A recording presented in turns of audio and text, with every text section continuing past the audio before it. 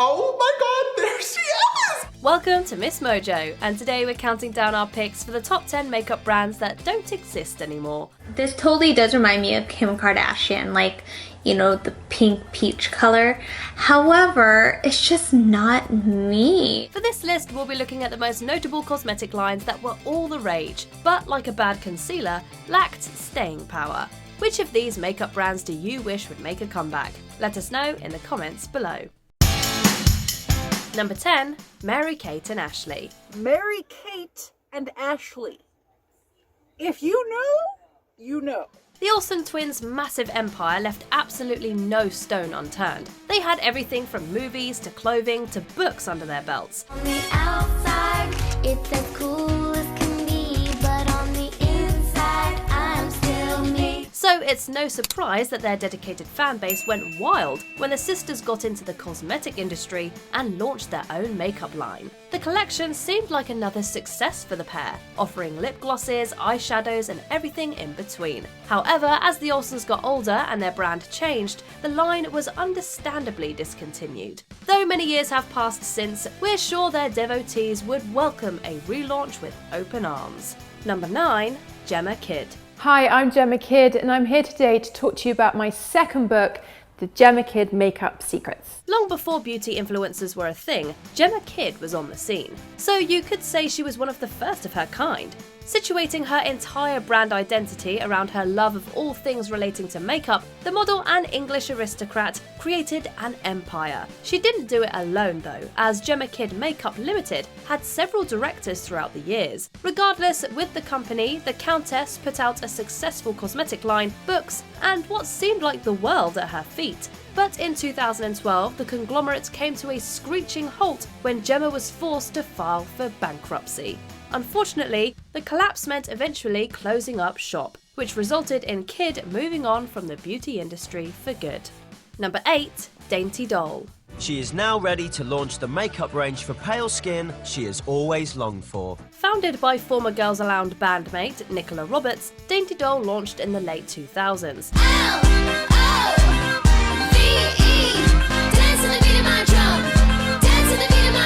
Starting modestly, the line featured a minimal assortment of items. A couple of years later, Roberts decided to expand the brand and featured a full-scale selection that included eyeliners and lip products. Her range, which she's called Dainty Doll, includes everything from foundations to lip gloss and is complete even down to her packaging ideas. Inspired by her own frustrations over limited foundation options to match her pale skin, the line specialised in creating products for buyers with fair tones. However, the relaunch and expansion were apparently not enough to sustain the brand in the long term. Sadly, Dainty Doll fell off shelves a few years later. It's like a taupe pink color for contouring, and it is perfect for contouring. I can't use bronzers because I'm pale and like pink toned and bronzers don't work. This is amazing for that. It looks so natural and it's lovely. Number 7, Ruby and Millie.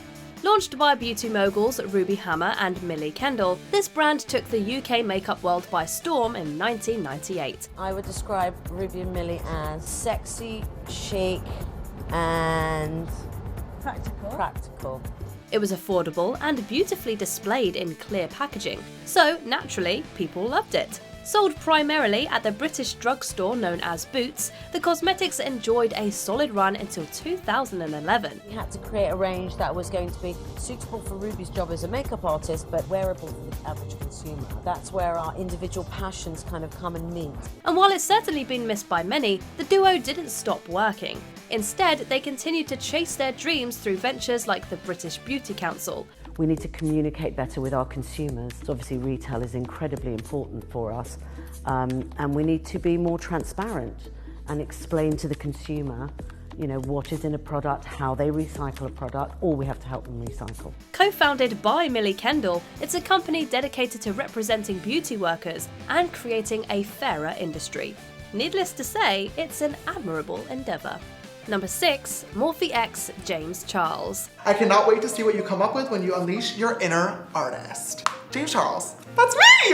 This is my palette! it! James Charles rose to YouTube prominence and became one of the biggest beauty gurus in the game during the 2010s. Posting tutorials and other makeup-related content, it seems like it was only a matter of time before the makeup artist would get his own brand. This shade right here is a metallic bright orange color, and it is called Halloween, inspired by my favorite time of the entire year and when I officially started doing makeup for the first time. Collaborating with Morphe Cosmetics in 2018, he and the massive company launched Morphe x James Charles. The hype around the partnership had fans frantically running to the shelves, but in 2021, the project faced an uncertain future after sexual misconduct allegations against Charles came to light. Morphe eventually cut ties with the influencer, leaving their collaboration in the past. Number 5. Versace.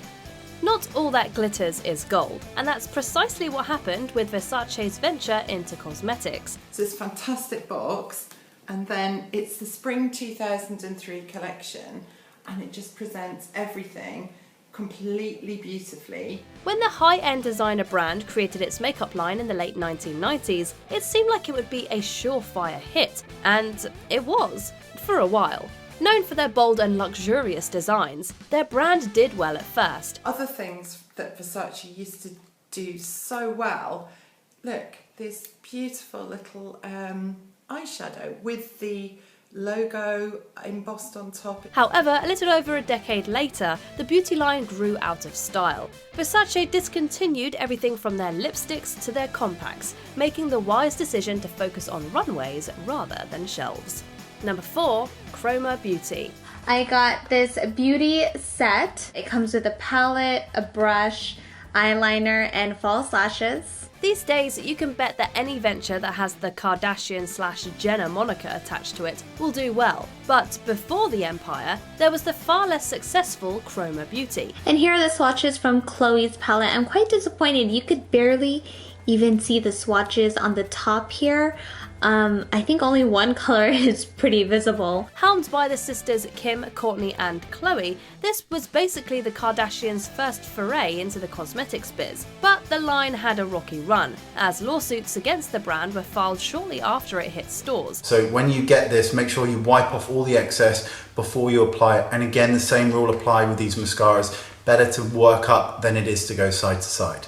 But they're not bad. Years later, the siblings have returned from their mistakes and continued to pump out new businesses and products. You guys, if you haven't already gotten my blush palettes, I think I'll use my shimmer blush today.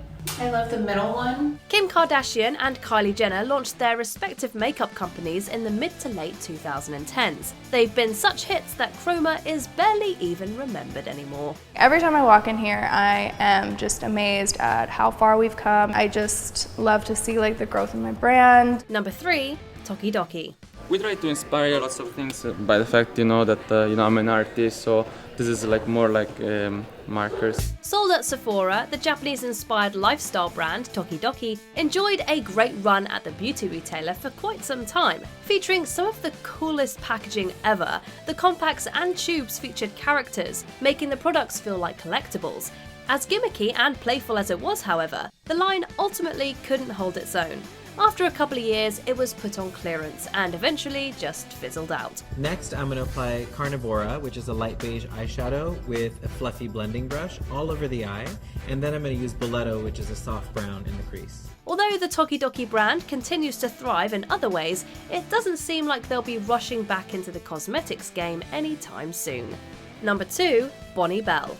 If you were a teen who wore makeup in the 80s and or 90s, chances are Bonne Bell was a fixture in your collection. The affordable and easy-to-use brand was started by a makeup salesman by the name of Jesse Bell. So this is Flamingo Pink. Now this looks like a frosty, like it would be a cool tone frosty pink. Now that has a lot of blue in it. The company had humble beginnings, which began with Bell creating the items in his own home. The most popular product, fruity scented balms called Lip Smackers, changed the lip game for good when they hit the market in the 70s. Decades later, the brand was acquired. However, while Lip Smackers haven't entirely vanished from the market, Bonne Bell itself is now just a sweet, sweet memory. Before we continue, be sure to subscribe to our channel and ring the bell to get notified about our latest videos. You have the option to be notified for occasional videos or all of them. If you're on your phone, make sure you go into your settings and switch on notifications. Number 1. Jessica Simpson Dessert Beauty. In a competitive business like the beauty industry, you've got to stand out to fit in. We created a really amazing product that tastes as good as it smells, which kind of is the first ever fragrance line that you can actually taste. So when Jessica Simpson launched her own cosmetics line in the 2000s, she added a little something different to her products. Known as Dessert, the brand featured edible products such as body sprays and glosses. But despite their sugary and sweet flavours, the products apparently didn't satisfy shoppers' tastes. Plus, there was legal drama that complicated matters, so the line was soon discontinued. Look, we like confectionery treats as much as the next person, but we'd rather have them on a plate than on our face. Do you agree with our picks? Check out this other recent clip from MsMojo. And be sure to subscribe and ring the bell to be notified about our latest videos.